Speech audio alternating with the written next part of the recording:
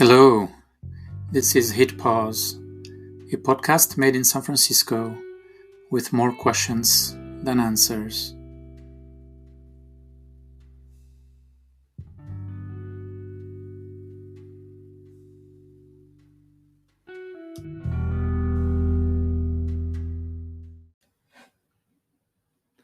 Hello, this is Hit Pause, the second season. In our second episode, we reflect on the first one, an interview, a conversation with Jeff Scargill. As I announced and mentioned during that first episode, during that first recording of the second season, I would modify the format a little bit. This time around, it will be an alternance of conversations and reveries. As I was preparing the first episode with Jeff, he asked me a question which maybe I'll answer throughout the course of this season, or that may become obvious. I don't know. He told me, I should say, not exactly a question. He told me, this podcast feels more like a reverie. Why are you going there? It feels more like a meditation on a river. It's an interesting image, Jeff. Thank you for that.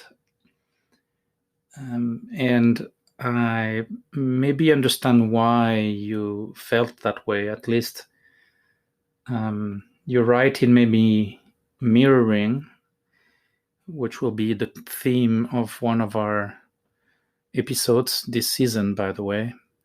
It felt like you were mirroring my state of mind as I do those recordings. Typically during the weekend, it's a little bit more quiet. I have less to do. The trials and tribulations of the work week are behind me. It feels like a grounding time. I admit it. And maybe that's why it feels like a reverie, and those interviews feel more like a conversation. And I look forward to many more. Maybe one day this podcast will turn into just conversations with people who have a voice, people who have thought about where they're at. I surely look forward to continuing to explore that format with you. We talked in the first season about the format of a medium, and this podcast format is, in and of itself, a way to share, a way to exchange, maybe one day make it more interactive, but surely a different way to communicate than a traditional email or an article.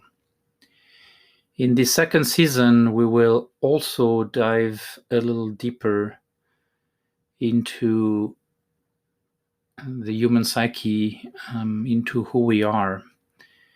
The first season looked at more the art and science, maybe, the history of media and social media, and it was kind of a way of saying hello. But I finished season one with a incitation at looking a little deeper inside each one of us into how we perceive the world, how we react to the world, how we use social media and are influenced by it. And so we'll depart the pure analysis of media this time around and maybe go deeper into the human mind, the human heart, with surely no pretense at a scientific method, but much more a reverie, again, made of introspection, made of sharing what I have personally maybe not discovered, but thought about, perceived, observed, experienced, and sharing a certain view of how the human mind, the human heart, the human ego, the self are constructed and why they are what they are. Maybe one day I'll write a book. The structure of this series, the structure of this season, and the season next are actually themselves the seeds, the stubs, the ideas of what could be chapters of a book one day when I'm retired and I have time. The first episode, or this first reverie, if you will, I want to focus at looking at babies and looking at ourselves through the lens of the eyes and the senses of a baby, and try to go back to that time when you were powerless, utterly dependent on your parents, utterly dependent on the world coming at you for your core needs.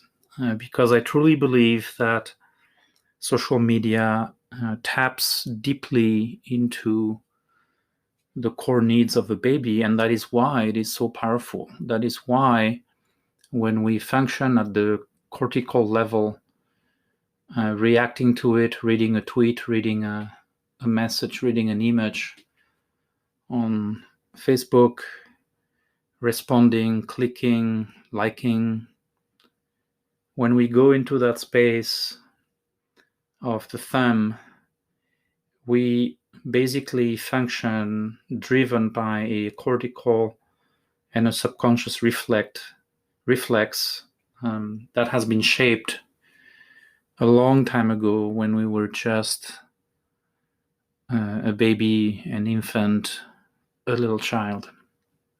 That is why those social medium, that is why the arrival, the eruption of a new medium always has an emotional impact that is extremely powerful.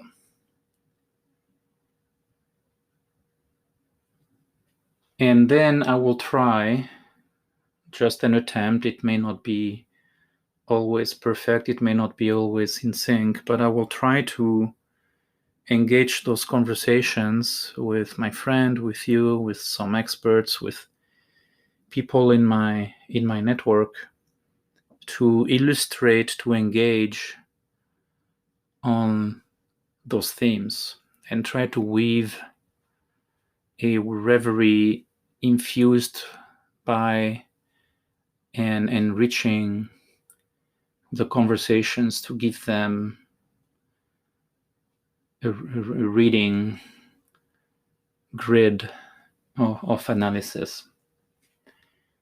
In our first conversation, Jeff Scargill, naturally, I didn't script it, I didn't ask him to go there, naturally went back to childhood.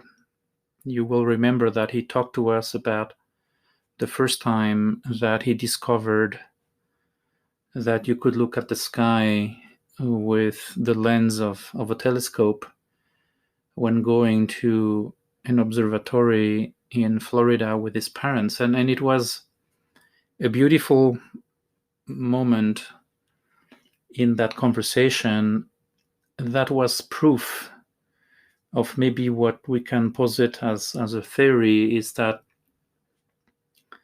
those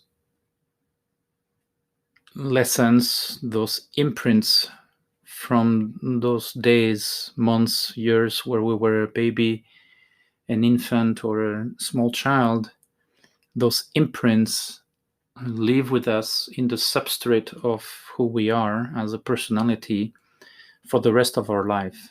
And that a baby, an infant, a small child are actually just like clay, fresh clay, where the world imprints their fingerprints, where parents imprint a certain way of reacting and shaping, and that it stays with us for a long time. Sometimes we hear the expression, sometimes my mom told me, I made you in the mold and then I broke the mold. Or we hear the expression, they broke the mold after making you. And there is some truth to that, um, which poses us the question, we'll continue to think about that in the future, is it possible to change? Are the imprints that we receive so deep that they leave grooves, they leave behavioral traits and patterns and models that stay with us for the rest of our life? Let's go back to our baby. Let's go back to you when you just were born. Try to remember, and by that I don't mean to remember explicitly, but try to imagine what it is to come up to the world, suddenly erupting in a torrent of light, images, cold, a relative cold, arguably, with noises that were just muffled up until a few minutes before, and suddenly be utterly powerless and maybe terrified.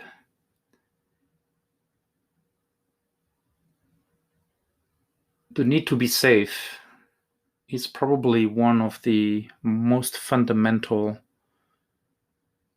subconscious needs that we all have, which of course triggers in the human psyche, in the human mind, in the brain of this young new animal in the caves, Homo sapiens or Cro-Magnon, the need to survive. Survival instinct is probably one of the most powerful forces, and the need to bring ourselves back to safety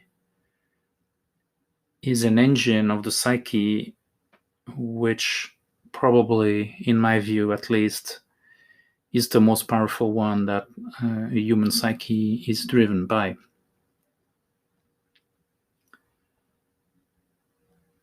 Safety can mean a lot of things. Of course, when we're a baby, when we look at that baby just born, and a month later and 2 months later, the needs are utterly and most importantly physical. The need for food, the need for being warm, the need for drinking, and the disruption of those functional artifacts of who we are as a physical human being, of course, produce discomfort and therefore will compel the baby to cry and be seen, be noticed. So here we have already the second need, the need to be seen. So need to be safe and need to be seen are core part of a human psyche construction, because they will stay with us, they will get refined, they will be complexified, they might be getting to be hidden, they might get disrupted, they might get not satisfied. And how those core needs get to be met by the world, and how we build responses to those needs, will shape forever a psychology. There are countless experiments. I'll document a few of them on my website at utesa.com/podcast with a few links to them. There are countless experiments of depriving, observing young humans, kids, in a natural state, deprivation of human contact until a later age produce, of course, a human and ego who we can argue is slightly different than others. And those two combined, the need to be safe and the need to be seen, are tapping into two of the core designs of social media. Because when you don't feel safe, you react, you respond, and therefore you comment back on the comment that someone has put on your picture, on your sharing of your thought. And you fuel subconsciously, instinctively, the engine that will continue to create content for the benefit of the social media platform company, giving them a feed to fill, with you being part and parcel of that feed, of that constant creation of content, even though it's hard to create good content. The need to be seen is, of course, the root cause, the root engine of all those social media companies in the dating sphere, in the sharing of a personal life through images, curated or not. We can remember the real Instagram, the Rinsta, and the fake Instagram, the Finsta, which will show you without a makeup or with a makeup for the young lady, the young teenager, or the young woman. That baby needs to be seen, and that baby will start looking at the world with eyes wide open, searching instinctively to be met by the stare, the gaze of the parent and the parents and the neighbors and the friends. Being seen is a core foundation of the human psyche, with the human ego saying to the world, "See me." And it's been fascinating to see in the past couple of years that some of the most potent political messages that we have heard, whether they were messaged intellectually, voluntarily, or whether they were instinctively uttered by the politicians who tell the electorate, "I see you," is actually one of the most potent messages that a human can say to another. Because it touches that core need to be seen that this baby still carries inside all of us through the ages, through the imprinting of that need and how it was met at the time. And I do believe that with their armies of designs, or by mere intuition or mere observation and self-reflection, the entrepreneurs who created those new media formats thought deeply about all of this. So we're going to take a short pause and come back to explore a couple more of the core needs of that baby who's just born.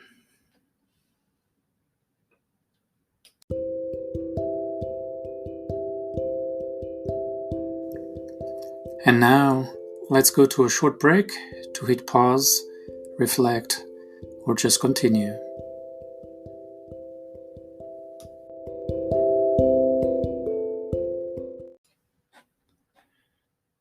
And welcome back to Hit Pause, the second part of today's episode where we explore the core needs, the subconscious needs of our psyche, driven by the engines of who we were one day as a baby, a functioning, living being, driven by core needs and core impulses. We explored a bit. We really flew really fast around and about the core need to be safe, the core need to be seen. I see two more, at least for today. I'm sure there are more, and maybe more deserve to be explored in a book one day. The need to be heard and the need to belong. The need to be heard is slightly different than the need to be seen, in my view. And one of the first things that a baby does when they're born is to cry, is to express something. That's fascinating. Obviously, there's a functional need to open up the lungs, and all of this is absolutely novel, terrifying experience, maybe a physical sensation that generates stress, that generates novelty, and suddenly the brain fires up and off we go. The baby is born and cries. Natural, normal reaction that we don't think about too much, but when you think about it, this need to be heard is intrinsic as well to the communication, the functioning of societies, the evolution of language is core and key to how we exist as social species. It's funny to remember for me that the topic of the baccalaureate, which is the French bachelor's exam that you take at the end of your studies before you go on to university or a specialization school or class. That topic was the language, and the topic that was the year study. That was the theme of the year. And I remember the topic of my exam, which came in French in one word, l'indicible, meaning the unspeakable. And it's a very interesting philosophical topic, of course, because how do you describe the unspeakable through words? And I by now have forgotten the thesis, antithesis, and synthesis, three-part, well-organized, well-structured work that I did at the time. But we live in a world of language. Some of our experiences are so intense that we sometimes are literally at a loss of words for explaining it. And so something happens in our psyche, something happens in our emotive sphere where we feel feelings, where we feel reactions to a situation, and sometimes we do not have the words for processing it. And that's a core fundamental characteristic of the psyche of that young new human, the baby, then the infant, then the young child. that they are, we are, you are, I was, a machine experiencing the world, not always equipped with the ability to correctly express, correctly engage, correctly understand, correctly deconstruct a feeling to communicate what we experience internally and how we communicate with others that experience. I sometimes, if I take my philosopher's hat, ask myself whether fundamentally the human experience is by definition one of loneliness, because frankly, only ourselves, only every one of us can know the full extent of our innermost feelings, thoughts, and can they be shared precisely, accurately with people around us. By definition, even though we are communicating entities, can the true set of nuances, understanding, reasons, background to what we feel or experience, can it be transmitted accurately?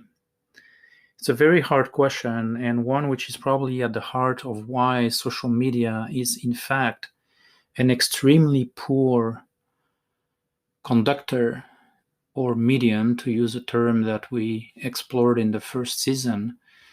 That explains why social media is an extremely poor conductor of human information, and therefore why the quality of communication across social media is, as we have explored in the first season, so bad.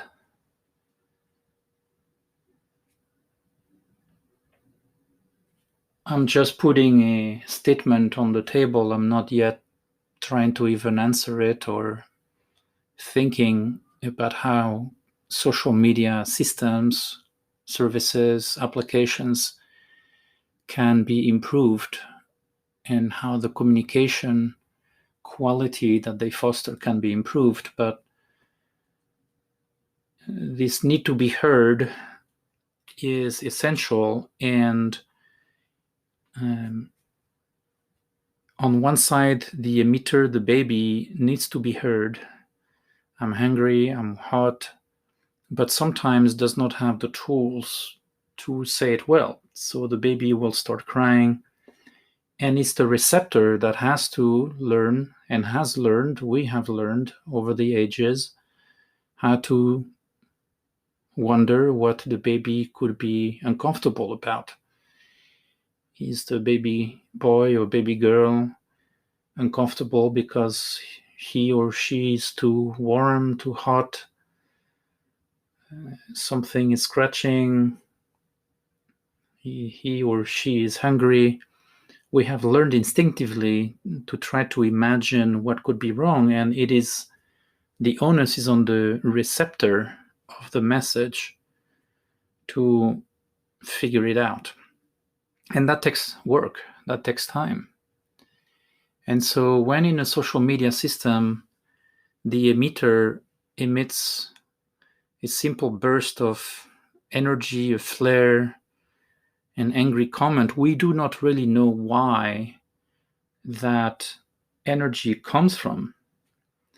Is that person angry because of a personal history that is completely hidden from the social media profile? Is that person, or was that person, hurt physically, emotionally in her or his past? Where does that communication in the moment come from? The need to be heard is a core fundamental need that we all have to make sure that we can function in life. And when that need is met by confusion, not understanding, no response, we create frustration because the communication loop is not closed, it's not fulfilled. And yet, social media gives us today an immense universe for voicing and then waiting back for answers, comments, likes in what is frankly and cannot be a true communication. So our baby needs to be safe, needs to be seen, needs to be heard.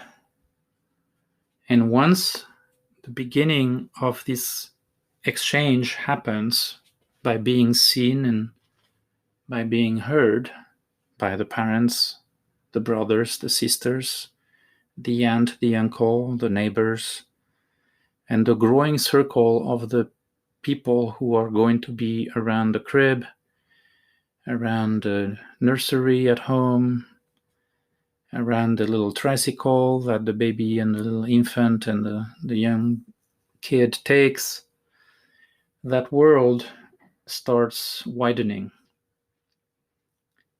And that communication, that exchange that occurs at the time always subconsciously creates a bond, creates a bond of familiarity, recognition, all within the confines as well of how those communications are being shaped. Imagine growing up as a young Black American kid in a disenfranchised, poor neighborhood where maybe daddy is absent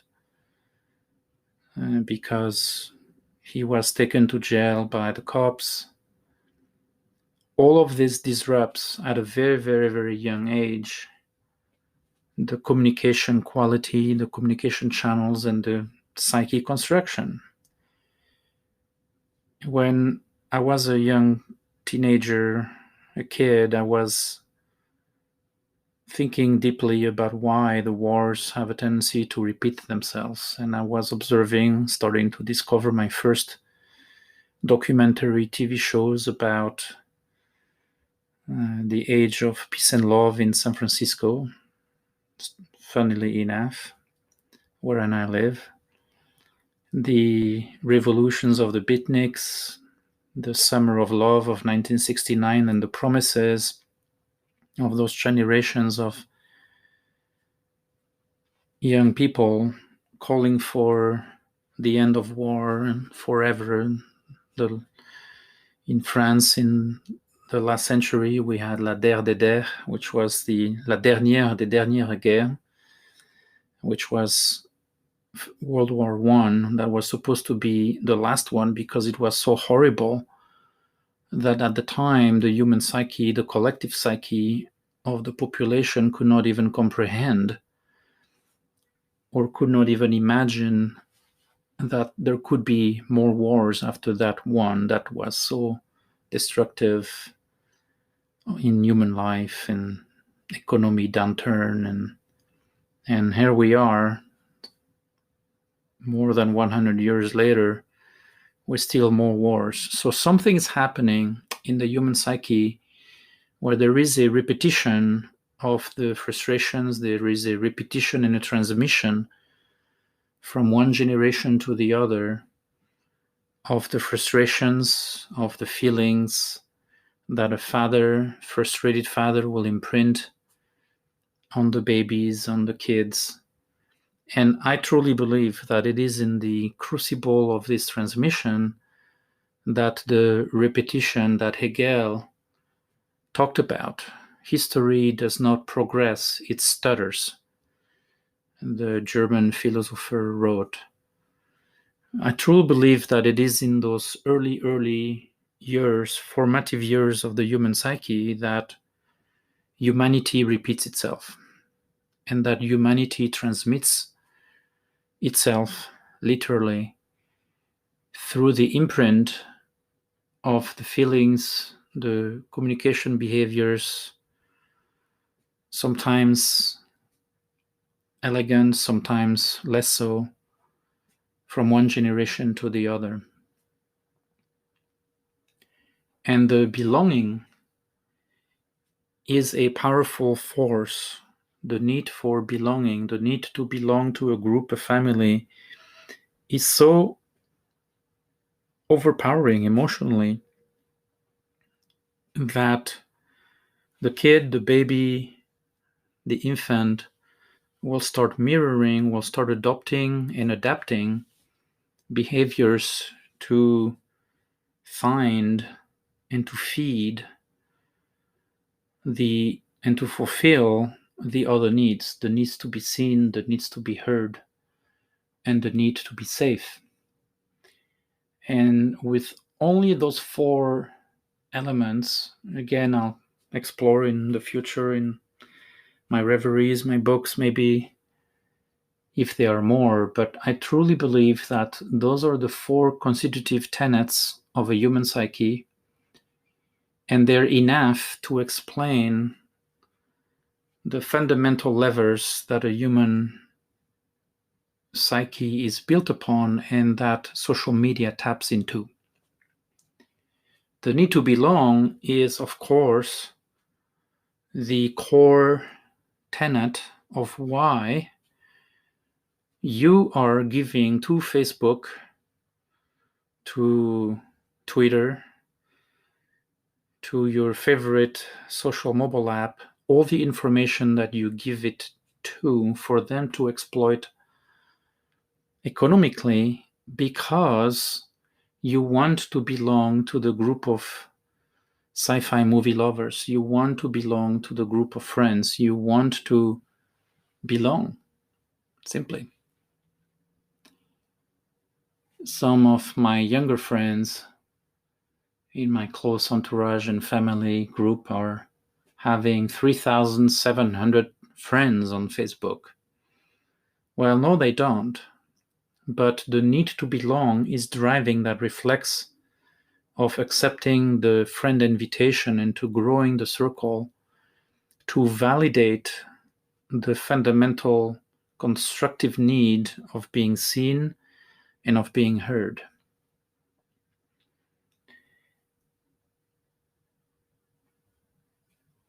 Therefore, ultimately, those social media services, application, technology resemble us. We designed them, humans designed them. Bright humans who thought deeply about who we are and created applications that are in fact mirrors of ourselves. In a later episode of this second season, I'll explore the concept of mirroring that I consider a second order psyche constitutive tenet or driver, if you will.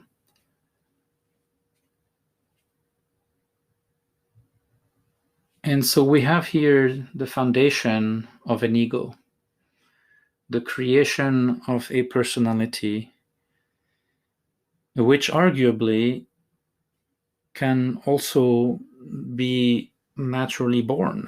In my head right now, as I say those words, I'm remembering the words of some parents who say, how come my two kids gotten to be so different? We're the same family. We raised them the same way, and yet Jeannie is empathic and very egregious, and Robert is more introspective. So my kids have a personality. They were very different from the very beginning. I'm not denying that. I'm not denying that there is a part of mystery in the construction of a psyche, but that mystery is also shaped by our interactions in the early ages. and how those interactions are going to be directed towards one parent versus the other, one parent giving more intensity than the other, siblings reacting, pushing back, pushing the boundaries, the negotiation of the personal space, whether physical or emotional, are all part at creating the complex machinery that every one of us actually is. And then we evolve and we carry with us through our life those fundamental structures. And then we'll be using the tools of the trade, the communication at school, the communication in the family, the mobile phone, and its very, very small window into the world through which we look at the world and through which the world looks at us. The TV, which is itself a mirror, a larger one at that. TV sets are getting larger and larger. The world may be getting wider and wider, but the quality of the communication is not necessarily getting any better.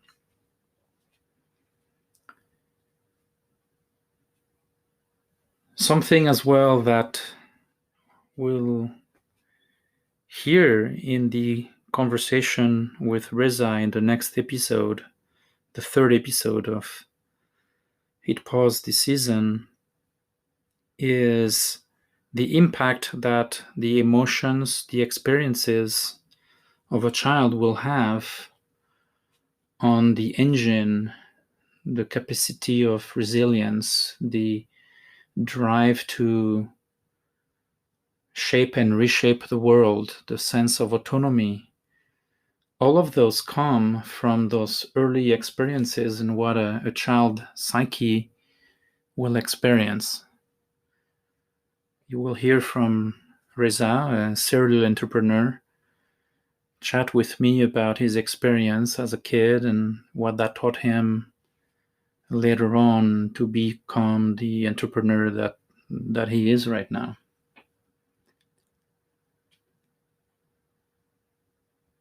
We just laid out the foundation today. We will continue in future episodes building on that. But for today, I invite you, as we close this episode, to think about your need to be safe, your need to be seen, your need to be heard, and your need to belong, and how those core needs have shaped who you are and what you're doing today.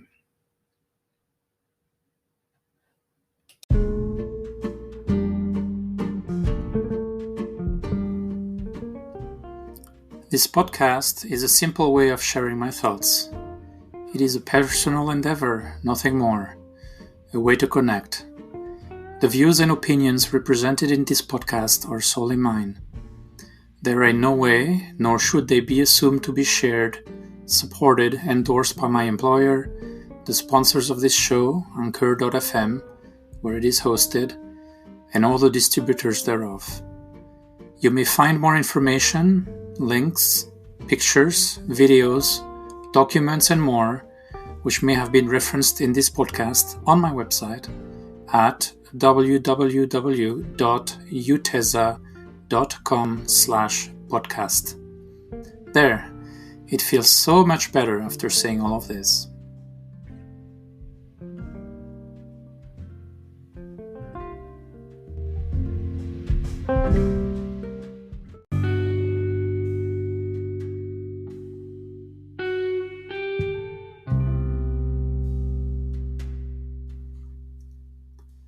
And so, it's time to part ways, at least for now. Until next time, time to say goodnight, time to hit pause.